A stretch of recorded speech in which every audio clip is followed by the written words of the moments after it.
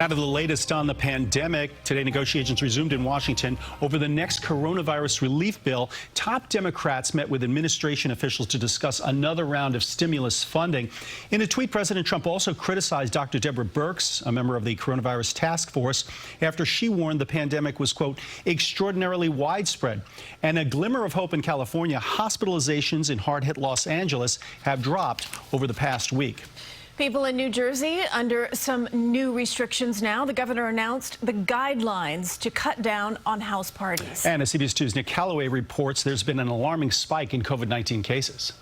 With all of New Jersey under a tropical storm warning, the state is still facing another challenge, an alarming trend in the state's fight against COVID-19. The rate of transmission of the virus has climbed to 1.48, meaning each positive case, on average, leads to nearly 1.5 new infections. Anything over 1 rings alarms. Governor Phil Murphy says house parties from Sussex County to the shore are to blame for the recent spike.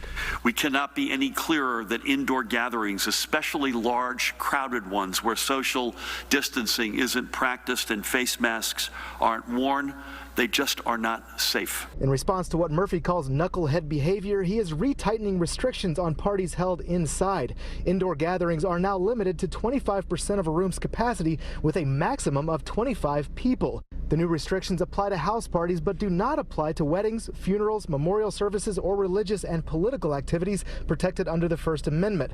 Murphy also praised Airbnb for removing the listings of dozens of so-called problem properties where large house parties have been held. This is a welcome step to not only restore some sanity and peace to neighborhoods, but to help us curtail the dangerous actions of a few that may put many people and entire communities at risk. The last time the rate of transmission was near 1.5 was April 6th, when New Jersey was experiencing the worst of the virus. And by the way, early April, that's not a fun period for us. Easter was the 12th. Plus or minus those days, we had 300 or 400 people dying every day in hospitals. In some good news, the number of daily positive cases in New Jersey has gone down, with just 264 new cases reported yesterday. That's less than half the number of new cases reported on Thursday. Today, Governor Murphy was asked if he thinks this is the beginning of a predicted second wave. He said right now he doesn't think we've made it past the first wave. In Trenton, New Jersey, Nick Caloway, CBS 2 News.